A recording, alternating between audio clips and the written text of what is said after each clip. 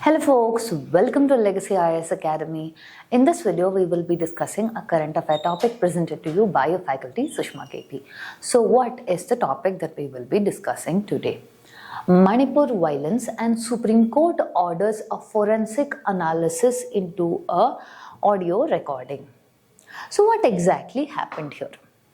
See, first and foremost, let's give into a brief background as to what happened in your Manipur violence. 2023 Manipur violence broke down. Okay, this particular Manipur violence, what we are claiming, has left to so much of displacement in Manipur, and also this has created a scenario in Manipur so much so that the concept of peace is not prevailing. When we tell concept of peace is not prevailing, we mean the normal state's law and order machinery was broken down, because of which presidential rule was imposed in Manipur.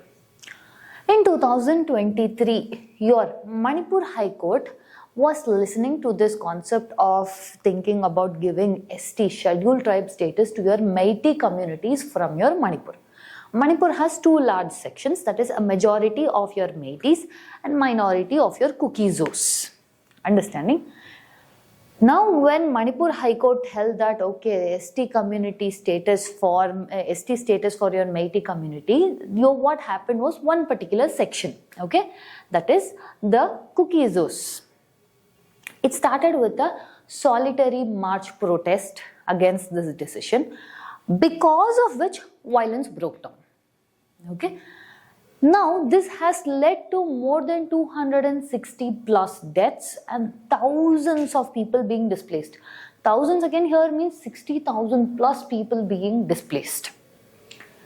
Now this particular violence erupted in your May 2023. Now if you see what exactly is the issue right now and what is this recording that we are speaking about, there was a 48-minute audio recording that was received, okay, in which the Chief Minister of Manipur, Biren Singh, was the audio of that particular person, which showcased that there would be a possible linkage wherein there was some involvement of state machinery in this violence, okay. Manipur violence can be claimed as your ethnic violence because it was clash between two ethnic communities, Meiteis and Kukizos.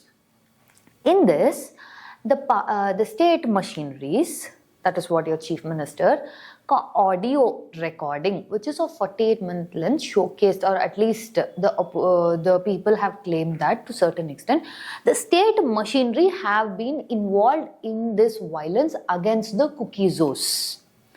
Understanding? Now, so what happened? The former Chief Minister N Biren Singh, okay, he had resigned. That is, it was put under President's rule, the state.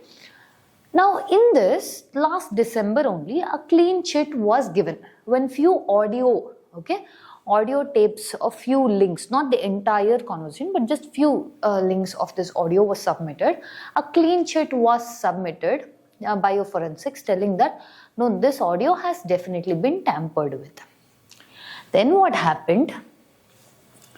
A particular, okay, set of people or an organization called as Kuki Organization for Human Rights, okay, this organization filed a petition claiming that no, based on the audio tips that we have received, there is a possibility that there is intervention of your state or your state machinery in provocating or adding the violence against your Kukizo community. So Supreme Court heard the case. It told that, see, now we are telling the forensic team to analyze the entire 48-minute recording, not just the selected clips. Earlier December when clean sheet was given, it was only for selected part of the clips, okay, which the state also submitted. But now, do the entire 48-minute audio be analyzed? And they ordered for a full forensic examination. In that, they also held that when you are going to give this report, you will do the analysis of just the pieces and also the original audio, and you will give it to us in a sealed record. Okay, the document has to be sealed as to what the report is. To whom did they order? To National Forensic Science University. Analysis of complete 48-minute audio recording to your National Forensic Science University in Gandhinagar, and the report to be provided in a sealed cover. Earlier there was only selected clip examination, now it will be complete audio examination. Earlier they claimed that yes, the selected piece were tampered with. Now the Supreme Court has expressed concern and told that we will do a comprehensive check. Again, why did the court order for a re-examination? Because they felt that the earlier probe was partial and your selective analysis of these kind will undermine the justice overall. So they have held that the complete transcript has to be more of analyzed and a report has to be given. The state government had only given selective audios. What are the allegations against the former Chief Minister Biren Singh of Manipur? They have claimed that there is active role of your state machinery or from the Chief Minister front in organizing or orchestrating this violence against your Kuki-Zo community. And also they have held that the state machineries have also enabled this attack against these Kuki-Zo's communities.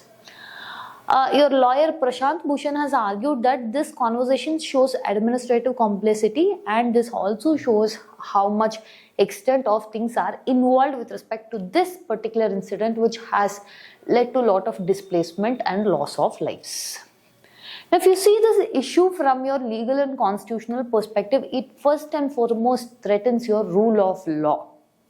And it also affects your state accountability and also the state having to perform its role in a manner that is not selective to any particular communities.